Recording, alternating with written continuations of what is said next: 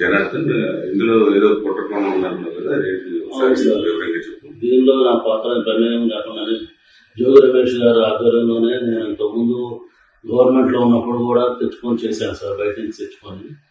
అదేవిధంగా గవర్నమెంట్ రాగానే అదంతా ఆగిపోయింది సార్. మళ్ళీ మొన్న టీడీపీ గవర్నమెంట్ రాగానే అన్నీ ఆగిపోయింది సార్. అసలు ఏం చేయడం లేకుండా బాగా స్ట్రిక్ట్ అయిపోయేటప్పటికి ఇక నేను కూడా ఆగిపోయాను సార్ మొత్తం.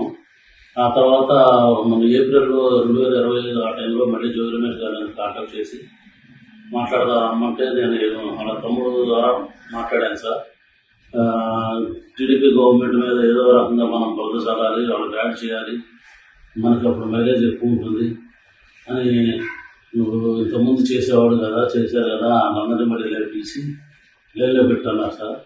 నేను ఇబ్రాహిం పక్కన అనుకున్నాను సార్. తర్వాత నేను మా క్లాస్మేట్ జయచంద్ర రెడ్డి తమ్ముడుపల్లి అని తెలిసేటప్పటికి చిత్తూరు జిల్లా, ఉమ్మడి చిత్తూరు జిల్లా వచ్చింది కాబట్టి ముందు అక్కడ ప్లాన్ చేద్దాం, చంద్రబాబు గారిని బ్యాన్ చేయడానికి అక్కడ చేద్దాము. నేను అక్కడ వైన్ షాప్లో వాళ్ళకి వచ్చినాయి, వాళ్ళు చేసుకోలేకపోతే నేను తీసుకుంటున్నానని చెప్పి జోగి రమేష్ గారు చెప్పాను సార్.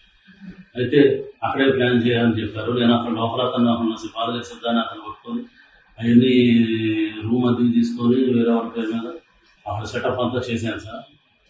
చేసిన తర్వాత ఎవరైతే ఉన్నారో వాళ్ళకి తెప్పించి అన్నీ రెడీ చేయించు, మందు తయారు చేయడానికి కావాల్సిన స్పిరిట్, లేబుల్, క్యాప్లు అన్నీ, దానికి కలిపేదానికి కావాల్సిన కెమికల్స్ అన్నీ తెప్పించి బాలాజీ ద్వారా చేసాను సార్. అది ఎప్పటికప్పుడు 1 నెల 2 నెలల్లో ఇది ఇలా అంతా రెడీ చేసి పెట్టండి. రెడీ చేసి ఎప్పుడైతే పెడతారో అప్పుడు మొత్తం ఎక్కువగా ఉన్నప్పుడు మీరు ఎవరు లేని సమయం చూసి దాన్ని గవర్నమెంట్ మీద బొచ్చాలి, నీకు ఏం కాదు, నీకు ఏమైనా ఇబ్బంది అయినా నేను చూసుకుంటాము. నేను బాగా ఆర్థిక ఇబ్బందుల్లో ఉన్నానండి. ఆ ఆర్థిక ఇబ్బందుల నుంచి తీసేసి మీ ఫ్రెండ్ అక్కడ ఎక్కడో ఆఫ్రికాలో డిస్టరీస్ ఉన్నాయి కదా, అక్కడికి వెళ్ళిపో, నీకు దానికి కావాల్సిన అమౌంట్ 3 కోట్లుగా మేము సర్దుతాము, అది ఇవన్నీ చెప్పకుండా మామూలుగా ఏం తెలియనట్టుగా ముందు నువ్వు అక్కడికి వెళ్ళి అన్నీ రెడీ చేస్తూ ఉండే, ఎవరికి అనుమానం రాకుండా అని చెప్పారు సార్. అదేవిధంగా జరుగుతూ ఉంటున్నది. ఏ నెల అక్కడ కుర్రోడు కూడా వెళ్ళిపోతానంటే నేను గట్టిగా అడిగాను సార్, ఇబ్బంది అవుతుంది అని అడిగితే మన సెప్టెంబర్ 20 తారీఖు తర్వాత ప్లాన్ చేద్దాం, నువ్వు మీ ఫ్రెండ్ ఎక్కడున్నాడో కనుక్కో అంటే నేను కనుక్కుంటే ఆఫ్రికాలో ఉన్నానని చెప్పాడు సార్. అయితే నువ్వు కూడా ఆఫ్రికా వెళ్ళిపో, అతనితో టచ్లో ఉండు, నేను పెట్టుబడి పెడతానని చెప్పి కమిట్మెంట్ తీసుకో, నీకు ఇబ్బంది లేకుండా ఉంటుంది, మేము ఇక్కడ అడ్జస్ట్మెంట్ చేస్తాం, అమౌంట్ అంతా మీ బ్రదర్కి చేస్తాం, మీకు ఎటువంటి పరిస్థితులు ఏమి ఇబ్బంది లేకుండా మేము చూసుకుంటాము, నువ్వు ఎట్లాగో ఇబ్బందులు పడ్డావు కదా, నీకు ఎందుకంటే ఇబ్బంది ఏం పడతావు, దాన్ని వెళ్ళిపో, అక్కడైతే నీకు అన్ని రకాలుగా ప్లస్ అయితే నీకు బాగుంటుంది. మాకు కూడా ఇక్కడ గవర్నమెంట్ మీద తప్పుడు ఆరోపణలు చేస్తే మాకు కూడా కలిసి వచ్చింది, మాకు కూడా మా వైసీపీ గవర్నమెంట్ కూడా కలిసి వచ్చింది అని కొన్ని రకాలు భయపెట్టి కొంచెం డబ్బు కాస్ట్ చూపి అన్ని రకాలుగా చేసేస్తాను నన్ను. ఆ తర్వాత లాస్ట్కి ఇంకా 20 నేను టికెట్ బుక్ చేసుకున్నానని చెప్పాను సార్, 24 వెళ్తానికి. అప్పుడు 23 బట్టి ఇంటికి రమ్మన్నాను సార్. ఇంటికి వెళ్ళాను సార్. నేను వాళ్ళ ఇంటికి వెళ్ళినప్పుడు అక్కడ లోకల్ నాయకులు జోగి రమేష్ గారు, జోగి రాము, నాగిరెడ్డి, స్వామి గారు అట్లా ఉన్నారు సార్. ఇంకా పిఏ రాము అందరూ ఉన్నప్పుడు 1 నిమిషం మామూలుగా మాట్లాడి తర్వాత వాళ్ళందరినీ సెట్ చేసేసి వాళ్ళు వెళ్ళిపోయారు సార్. వాళ్ళు వెళ్ళిపోయిన తర్వాత ఇవన్నీ డిపార్ట్మెంట్ ద్వారా మన సురేష్ ద్వారా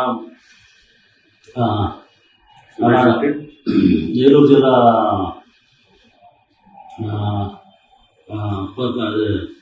కొల్లేరు ఏరియాలో ఉంటారు సార్. నాకు నారాయణపురం బాగున్నప్పుడు అక్కడ ఫైనాన్షియల్గా వచ్చింది సార్.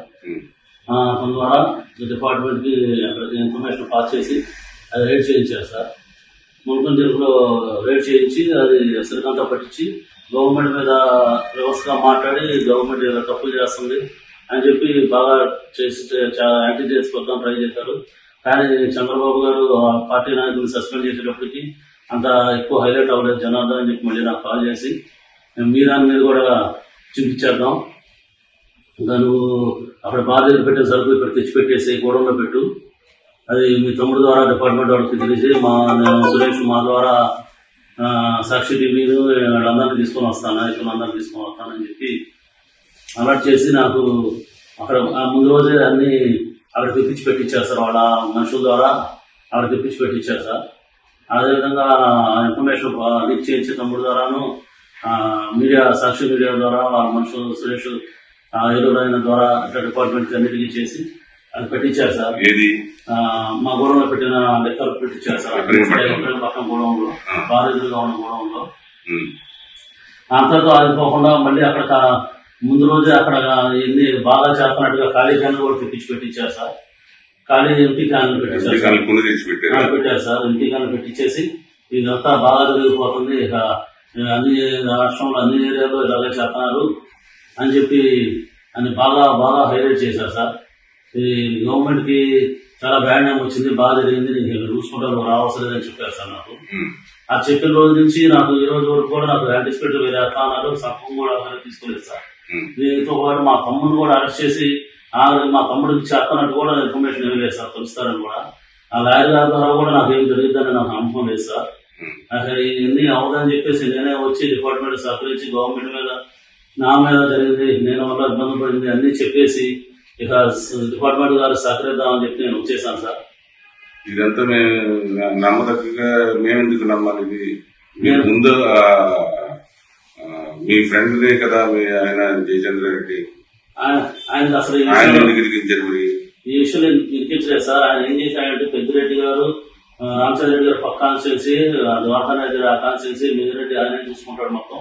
మీ ఫ్రెండ్కి మళ్ళీ గెలవడం, మీ ఫ్రెండ్కి రాదు సీటు, మొత్తం మా ఆంధ్రలోనే ఉంటుంది, మీ ఫ్రెండ్కి ఏం కాదు, పోయినా ఎట్లాగో ఓడిపోయినట్టే కదా, ఇక మళ్ళీ సీట్ రాదు, గెలవడం మీ ఫ్రెండ్ ఎట్లాగో ఆఫ్రికాలో వ్యాపారాలు చూసుకుంటాడు, మీరు కూడా అక్కడికే వెళ్ళిపోయి చూసుకొని మీరు ఇట్లా వచ్చానని చెప్పకుండా ముందే మాట్లాడుకుంటున్నారు కాబట్టి మీకు ఇబ్బంది ఉండదు అలా చెప్పి నమ్మించి చెప్పారు సార్. నాకు ఇక్కడ డబ్బులు ఎప్పుడైతే నాకు బాగా ఇబ్బందులు, ఆర్థిక ఇబ్బందులు ఉండడం వల్ల బాగా ప్రెజర్ చేయడం, రిలయన్స్ వాళ్ళు, శ్రీరామ్ వాళ్ళు బాగా ప్రెజర్ చేయడం వల్ల నేను ఉండే అన్ని ఆప్షన్కి వచ్చేసింది సార్. నేను ఉండే ఇల్లు కానీ ఉండే బార్ ప్రెమిసెస్ కానీ ఆప్షన్కి వచ్చే స్టేజ్కి వచ్చేసింది సార్. ఇక నాకు తట్టుకోలేక ఆయన చెప్పింది తినేసి ఆయన ఆస్తి ఇచ్చిన 3 కోట్లు నాకు ఇస్తారనుకున్నాను, ఎప్పుడైనా తీరుతారనుకోని నేను ఓకే అన్నాను సార్, చేసేదానికి ఓకే అన్నాను సార్. మరి ఈయన ఎన్నాడు గారు పరిచయం మీకు? ఈయన నాకు చిన్నప్పటి నుంచి పరిచయం సార్, జోగి రమేష్ గారు. నాకు నేను చిన్నప్పటి నుంచి నాకు జయచంద్ర రెడ్డి చదువుకున్నప్పుడు సార్ మాకు ఆ తర్వాత ఇంజనీరింగ్ విద్యానగర్ ఎంబీకేరెస్ట్ గురూరు దగ్గర దానిలో ఎంబీకేరెస్ట్ చదువుకున్నప్పుడు వచ్చింది సార్. మళ్ళీ ఎలక్షన్ టైంలోనే మేము వెళ్ళాం సార్ ఆయన దగ్గరికి. ఆ టైంలో మా క్లాస్మేట్స్ అందరూ వెళ్ళి కలిసి అక్కడ క్యాంపెయిన్ దగ్గర కొన్ని పార్టిసిపేట్ చేసాం సార్.